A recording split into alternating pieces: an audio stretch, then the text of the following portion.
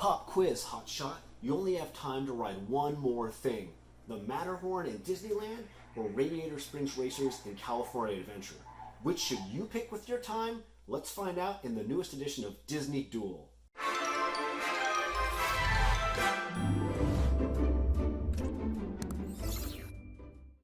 Today we have the Matterhorn, which previously faced off against Star Tours in another video. If you haven't seen it, use the in-video card to click and watch it after this one.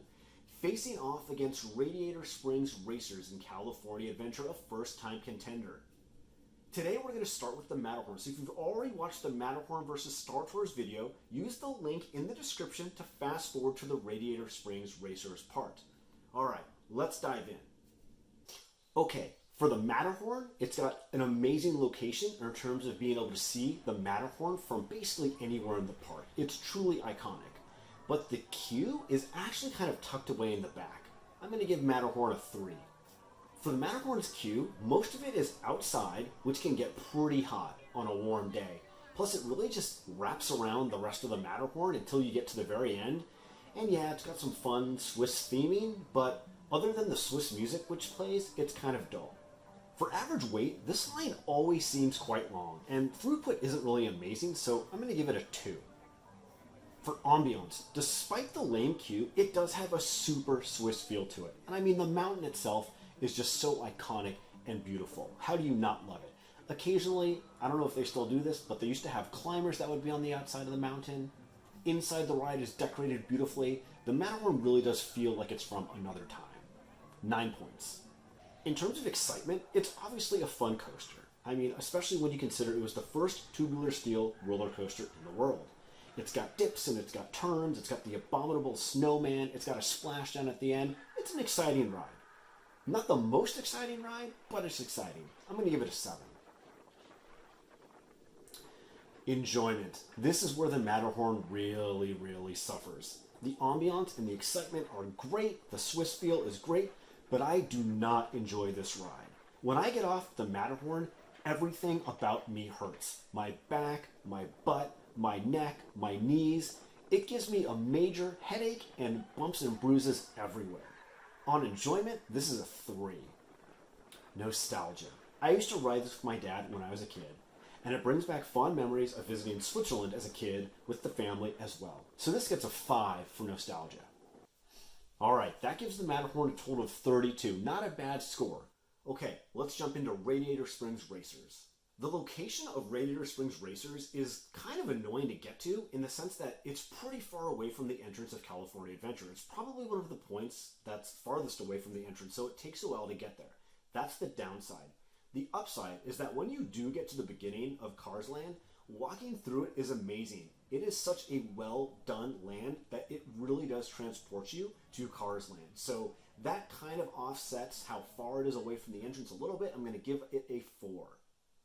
The queue is something that confuses me a little bit. For as amazing as Cars Land is, and as amazing as most of the ride itself is, the queue is actually pretty lackluster.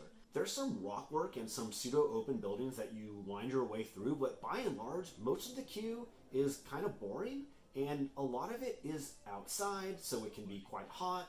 There is some shade, and half the time it's spilling out into the end of Cars Land anyway. So the queue is kind of a miss for me. I give it a 2. The average wait, Radiator Springs Racers is always the longest wait in California Adventure, period, full stop, no argument. Sometimes it's twice as long as anything else, and the fast passes can run out extremely quickly. So my advice for Radiator Springs Racers is do it at rope drop, maybe do it twice at rope drop, and then get a fast pass as soon as you can because they will run out. But unfortunately, because it's pretty cumbersome from a weight perspective, I give it a 1. For ambiance, the queue is kind of meh, but once you get to the car vehicles, everything is amazing. You really do get transported into this race.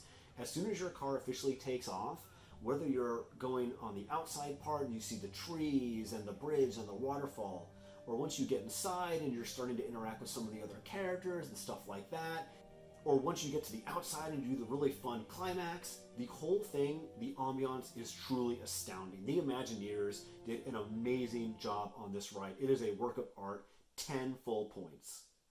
For excitement, it's got a lot of exciting parts. The climax at the end is very cool. There's some exciting parts in the middle, but there are also a few more calm and relaxing parts. And like, that's okay, but it is not excitement full end to end, but it comes pretty close, so I'm gonna give it a 9. For overall enjoyment, whether it's the calm part in the beginning or the exciting bits with the characters in the middle or the awesome climax, the ride itself is enjoyable from the very first second to the very final second. You will enjoy this entire ride, another 10 full points. In terms of nostalgia, Cars Land and Cars in general are like semi-new, so when I rode Disney Springs, there was no real nostalgic connection for me. In fact, the first time I went to Cars Land, in fact, the first few times I went to Cars Land, I had not actually seen the movie because I was older, so I hadn't had a reason to see it. By the time I finally did sit down and watch it, I think with maybe my nieces or nephews, I was astounded at how faithfully recreated Cars Land was. I mean, it's really breathtaking. So if you're going to Disneyland or California Adventure for the first time and you have not seen Cars, definitely watch it first. It will be that much more magical when you finally step into it. Now, unfortunately for this Disney Duel, none of that is nostalgic for me, so only 1 point. But if you've seen Cars or if you loved Cars as a kid, nostalgia for you will be absolutely through the roof. Okay, let's do a lightning quick recap of the Matterhorn. Location, not bad, 3. Queue, not that well themed, mostly in the sun, 2. Average weight, not that fast, 2. Ambiance, despite the lame queue, the mountain itself, the ride, awesome, 9. Excitement, obviously, fun coaster, 7. Enjoyment, awful. Every part of me hurts after this ride, 3. Nostalgia, used to ride this with my dad as a kid, 5. For a total combined score of 32. Radiator Springs Racers comes in at 37. So we have a clear winner with Radiator Springs Racers, and I agree with that result full-heartedly. And honestly, if it weren't for the queue and the wait times, this ride is truly amazing. You should absolutely ride it multiple times. This should be tops on your things to do when you visit California Adventure. Alright, that's our Disney Duel. If you agree with these results, please let me know in the comments. I'd love to hear your thoughts. What did I get wrong? What did I forget about? Please like, subscribe, and I look forward to seeing you in the next Disney Duel. Bye!